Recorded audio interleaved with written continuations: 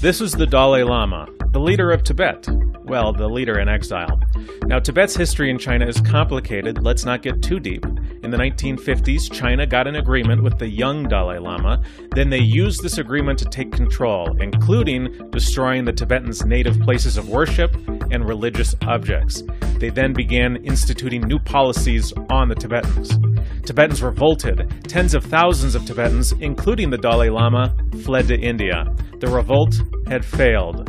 Now the Dalai Lama campaigns around the world, talking about a number of issues, but as you can imagine, a big issue for him is Tibet. Many ethnically Han Chinese are being sent to Tibet in large numbers with government-created infrastructure and incentives. China isn't just enforcing laws on them from a top-down dictatorship.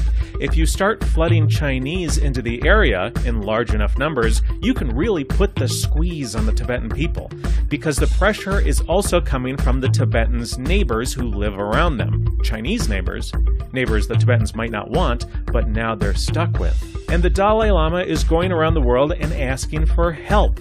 He wants Tibet to be Tibetan again. He wants a Tibetan government not appointed by Chinese dictate. He might not be a fan of Tibetan language being almost entirely replaced with Mandarin Chinese in schools. He wants his people back. He views the land of Tibet as the rightful land of the Tibetans. In his mind, the Tibetan land is there to enrich and sustain the Tibetan people. It's there for the unborn Tibetan children and their future. It's not that he doesn't want the Chinese people there to have land. The Chinese people that flooded into Tibet, he doesn't hate them. He wants them to have their own land in the rest of China. The unborn Chinese children do have land somewhere else. He needs Tibet for his people. Now, he asks us for help that we're not giving him, and he knows part of the reason that we can't help him. I'll tell you that reason in a second, but what do you think of his request for help? Is that unreasonable?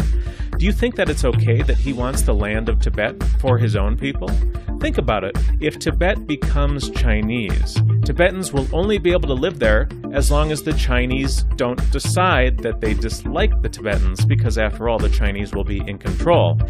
If they ever get chased out, they'll have to try and find a new place that will allow them to live there.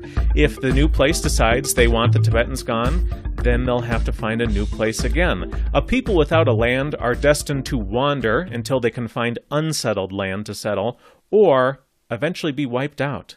Either intermixed away into the Chinese to the point where there are no more Tibetan people, or simply whittled away while wandering. The destiny of the Tibetan people may be annihilation. Now, why does the Dalai Lama know that we can't really help him? Here's a hint. He said to us, quote, "I think Europe belongs to the Europeans." He also told us about refugees. He said, quote, "Receive them, help them, educate them, but ultimately they should develop their own country," end quote. He's saying that the refugees need to return to their own lands.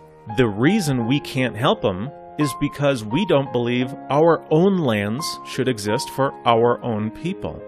We don't believe Sweden is a place for Swedish people, a place to sustain and grow future unborn Swedish children.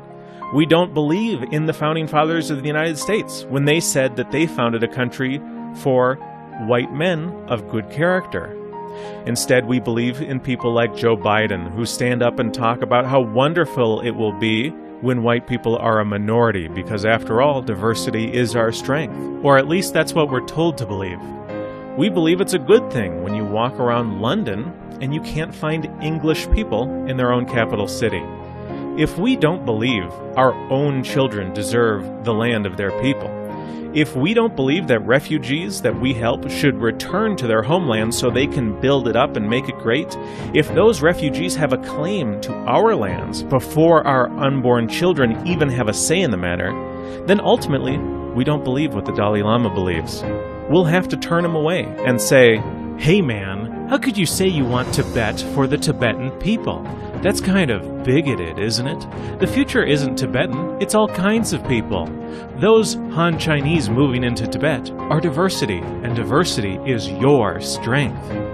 Only by realizing it's not a crime to care about your people, Only by believing that the land white people cultivated belonged to our children can we ever really understand anyone else achieving greatness in their lands. If you can't bring yourself to understand that your own people deserve their own land and their own future, how could you ever truly start to understand someone else's people and their need for a land and their need for a future that they themselves build? Things will get worse until you start to see the fact that other whites are your brothers and sisters. Until then, it's white racial suicide, and our children are the voiceless victims.